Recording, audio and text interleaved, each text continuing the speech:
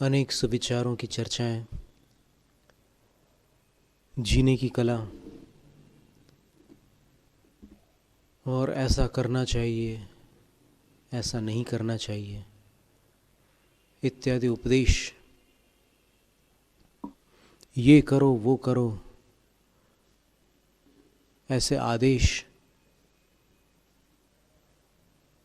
और अलग अलग दिमाग के अलग अलग विचार सुन सुनकर और बहुत कुछ कर करके देख कर भी जब संतुष्टि नहीं मिलती तब लगता है कि कोई रास्ता सूझ नहीं रहा है। सत्संगति में रहकर क्रोध को बुरा माना, लेकिन क्रोध से मुक्ति प्राप्त नहीं हो सकी। और जब जब क्रोध उत्पन्न हुआ तब अंदर ही अंदर अपने आप को अपराधी जैसा माना और फिर बहुत बार अपने आप को कोसा भी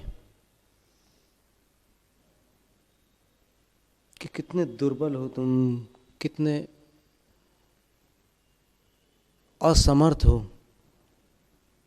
कि बार बार सोचते हो कि मैं क्रोध को संभाल लूँगा, वश में कर लूँगा, रोक लूँगा, लेकिन मौका पड़ने पर सारे संकल्प पानी में चले जाते हैं और जैसे ही क्रोध आता है तो फिर क्रोधी बन जाते हैं।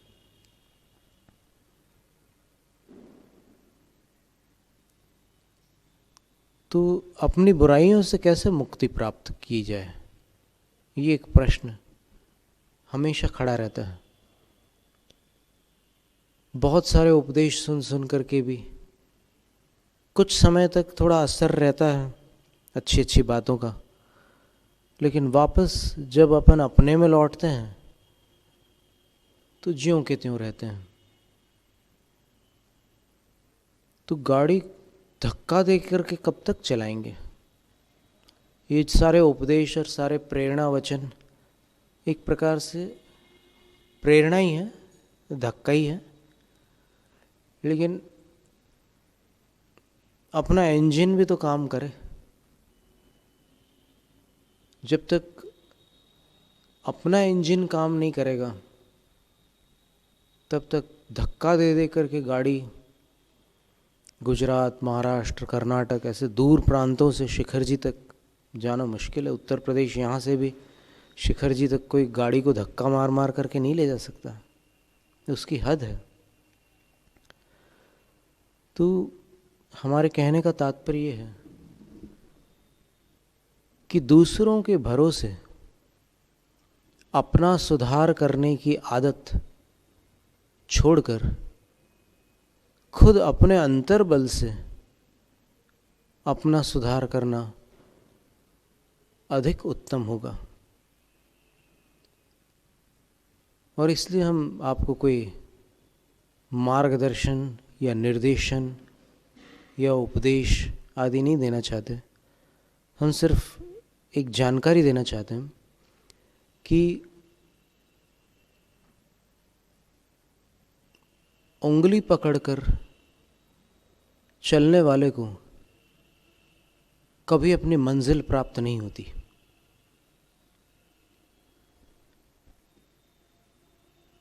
जो अपने बल पर पुरुषार्थ करता है, लक्ष्य पर दृष्टि केंद्रित रखता है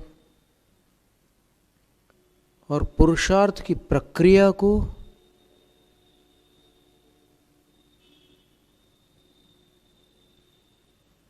उलटता पलटता नहीं है। क्योंकि कई बार ऐसा होता है कि रास्ते पर जाते जाते लगता है कि ये शॉर्टकट बढ़िया है और फिर शॉर्टकट से भटक करके कहीं से कहीं पहुंच जाते हैं। तो जो सीधा मार्ग है पुरुषार्थ का, उसमें चूंकि आप जानते ही नहीं हो कि आगे क्या है, तो शॉर्टकट निकालने वाले आप होते कौन हो? अब जैन परंपरा में श्रावक धर्म, श्रमण धर्म, दो प्रकार के धर्माचार हैं और उन धर्माचारों को बताने वाले बहुत बड़े बड़े ज्ञानी तपस्वी गुरु थे, और उन गुरुओं ने भी तीर्थंकर भगवान के उपदेश से वो जानकारियाँ प्राप्त की थी। और अपन यहाँ पर हुंडाव सर्पिणी काल जिसको कहते हैं जैन शास्त्रों में, कि ये घटते हुए समय में यहाँ पर दुर्बुद्धि बढ़ती है, सद्बुद्धि घटती है इस काल में। तो इस काल में अपन जहाँ पर अपनी बुद्धि घटने की ओर है, अपन सोचें कि हम इसमें सुधार के रख दें, तो क्या सुधारोगे? अभी खुद तो सुधर जाओ, फिर शास्त्रों को सुधारना। तो ये स्थिति बनती है। तो फिर जब कोई विधि को बदलता है तो उसको लक्ष्य की प्राप्ति नहीं होती। आचार्य ज्ञान सागर महाराज श्री, स्वर्गीय आचार्य ज्ञान सागर महाराज श्री ने सन 1962 में एक विद्यार्थी को संस्कृत पढ़ाई थी, और उनसे ये गुरु दक्षिणा मांगी थी कि जब तुमसे कोई संस्कृत पढ़ने आए तुम उसको लौटा नहीं पाओगे, तुम्हें अवश्य पढ़ाना होगा उसको। इस शर्त पर उन्होंने उनको संस्कृत पढ़ाई। और वो विद्वान अभी जयपुर में रहते हैं, पंडित धर्मचंद संघी।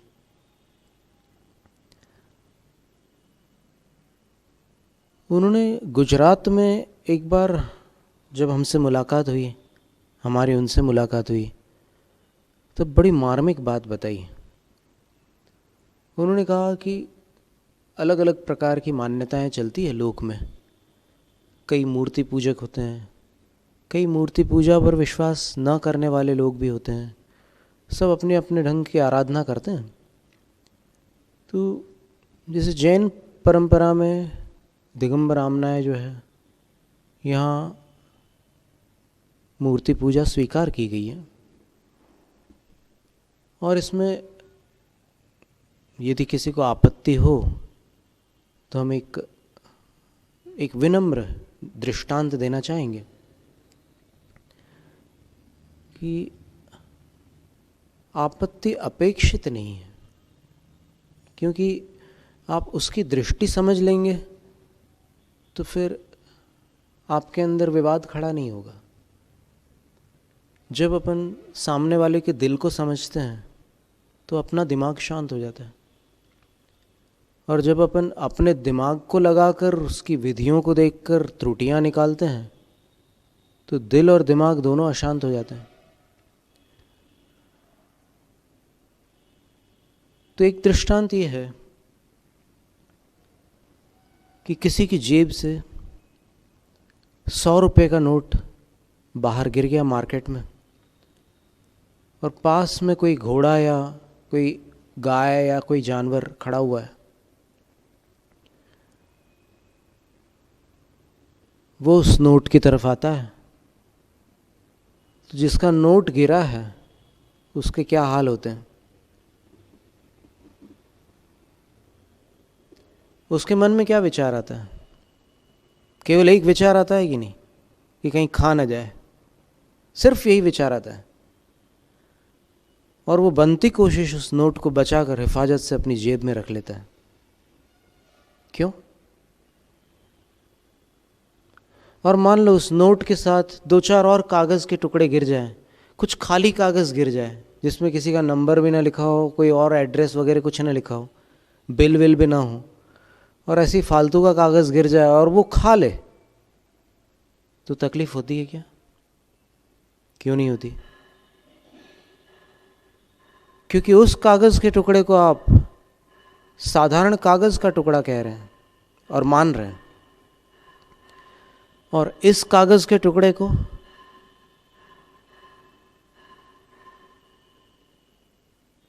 इसको करेंसी कहते हैं अंग्रेजी भाषा में, क्योंकि इसमें जो करंट होता है बहुत तेज होता है। जिसकी जेब भरी होती है उसकी चाल अलग होती है। तो बताइए, उस जानवर की दृष्टि में दोनों कागज में क्या कोई फर्क है? दोनों कागज़ हैं, लेकिन इंसान एक विवेकी प्राणी है। वो उन दोनों कागज़ के फ़र्क को अच्छी तरह जानता है, समझता है। ठीक इसी प्रकार जो मूर्ति पूजा करने वाले लोग हैं, उनको मूर्ति न तो पत्थर लगती है, न तो धातु लगती है, न कोई रत्न लगती है। भले वो पत्थर, धातु और रत्न हो, लेकिन आराधक को आराध्य की आकृति में आराध्य की स्मृति हो आ जाती। आराध्य की स्मृति उसके अंदर उत्पन्न हो जाती है, तो वो उनका स्मरण करके आराधना करता है। अब वो जो नोट और कागज़ वाला दृष्टांत था, तो एक साधारण पत्थर है उसमें और प्रतिमा में यही फर्क है। क्यों आया ये फर्क? तो उसका कारण है, जैसे रिजर्व बैंक होता है, अहमदाबाद में है और अन्य स्थानों पर भी है, तो वहाँ पर नोट निकलते हैं और उन नोटों पर वहाँ की सील लगती है, और सील लगने के बाद वो नोट होते हैं, वो कागज़ के टुकड़े नहीं होते। इसी प्रकार ये मूर्ति प्राण प्रतिष्ठा से पूर्व पत्थर या धातु थी, लेकिन प्राण प्रतिष्ठा के बाद वो प्राणों से प्रतिष्ठित मानी जाती है। जैसे कागज़ का टुकड़ा नोट माना जाता है, वैसे मूर्ति भगवान का आकार मानी जाती है। और इसलिए जो आराधक है, जिसके अंदर ये क्षमता नहीं है कि वो अपनी भक्ति से भगवान को साक्षात प्राप्त कर सके, अधिकांश लोगों में नहीं है, तो वो उस आकृति में अपने आराध्य की एक बालकपने से एक कल्पना करके आराधना करते हैं। इसमें कोई बुराई है क्या? अगर कोई ये मानता है कि वो पत्थर के सामने माथा टेक करके अपना सिर फोड़ रहा है, तो फिर ये मानने वाले का नज़रिया है। लेकिन जो वहाँ सिर झुकाने वाला है, उसका नज़रिया कुछ और ही है। उसको देखोगे तो वो बात समझ में आ सकेगी। तो पंडित धर्मचंद जी ने हमसे कहा था कि मूर्ति एक यंत्र है।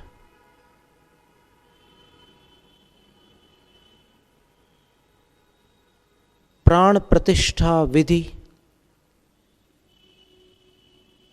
मंत्रों से भरी होने के कारण मंत्र रूप है, मंत्रमय है।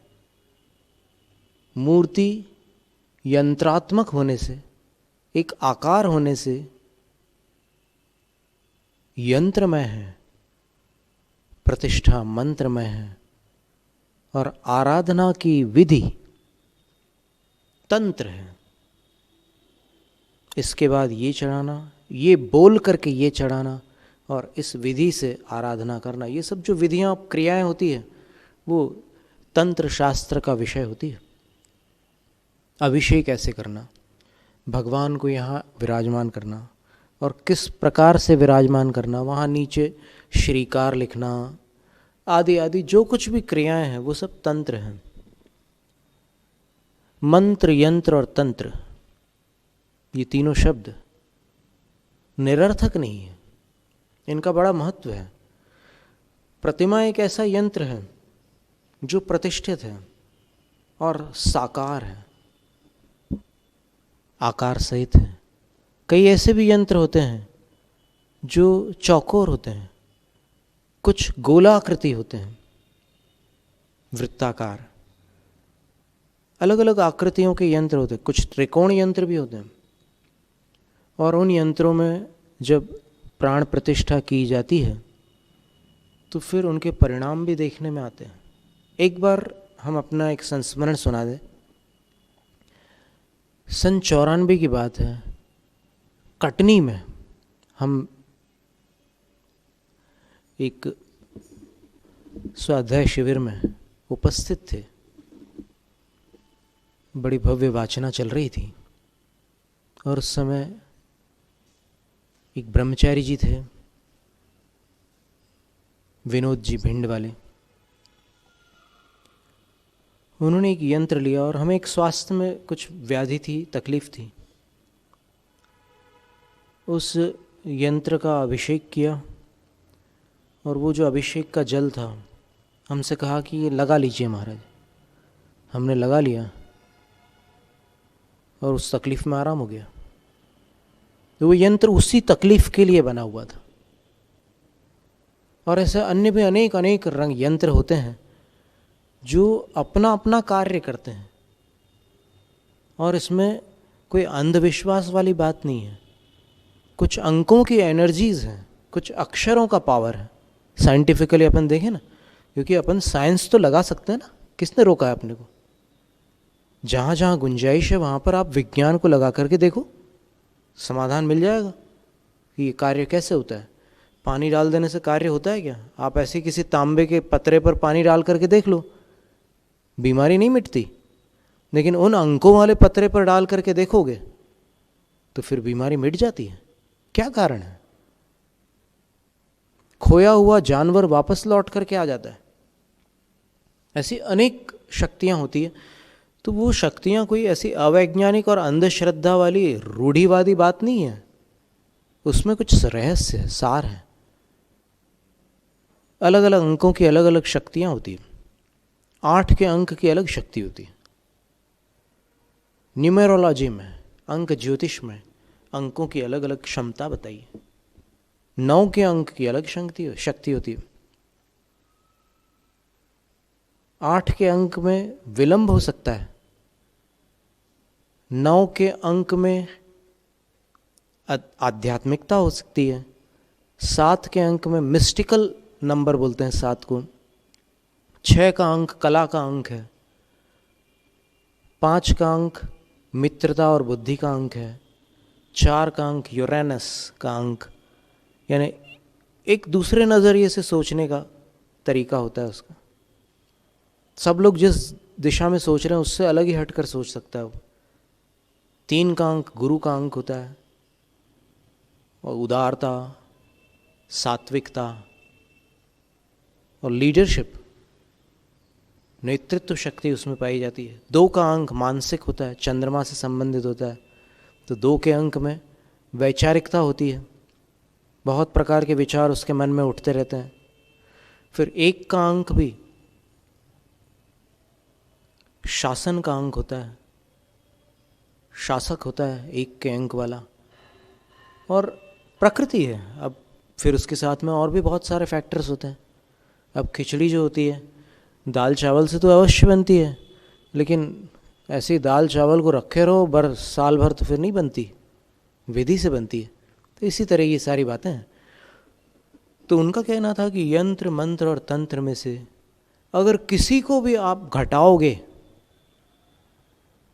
तो फिर उस फल की प्राप्ति नहीं हो सकती जिस फल की प्राप्ति विधि पूर्वक आराधना से होती है। तो इसलिए उस दृष्टांत का स्मरण करने योग्य है। समय सार में एक गाथा आती है, नाग फलीये मूलम नाहिणी त्वेण गभ्णाएण। इस पर आचार्य जयसेन स्वामी ने टीका की, और इस गाथा में सोना बनाने की विधि है। और अभी मध्य प्रदेश में एक शख्स ने इस गाथा को लेकर सोना तैयार कर लिया। फिर एक्सीडेंट में उसकी मृत्यु भी हो चुकी है, लेकिन कहते हैं कि वो एक बार आया था हमारे पास, हमारा ध्यान नहीं है, लोग बताते हैं कि वो आया था एक बार। तो उसके पास करीब भारत के 600-700 ग्रंथों के संग्रह थे, और उसमें सोना बनाने की अलग अलग विधियां दी हुई थी, और 3 प्रकार से उसने सोना बनाया भी था। और फिर उसने कहा कि जैनाचार्य कभी झूठ नहीं बोलते। प्रयोग करने के बाद उसने ये बात कही थी। तो सोना विधि से बनता है। अगर विधि में ज़रा सी भी चूक हो जाए तो सोना तो बन नहीं सकता, कुछ और बन सकता है। इसलिए लक्ष्य पर दृष्टि हो, विधि में सावधानी हो और पुरुषार्थ जोश के साथ हो और होश के साथ, सफलता निश्चित है। जैनम जयतु शासनम, जैनम जयतु शासनम, जैनम जयतु शासनम।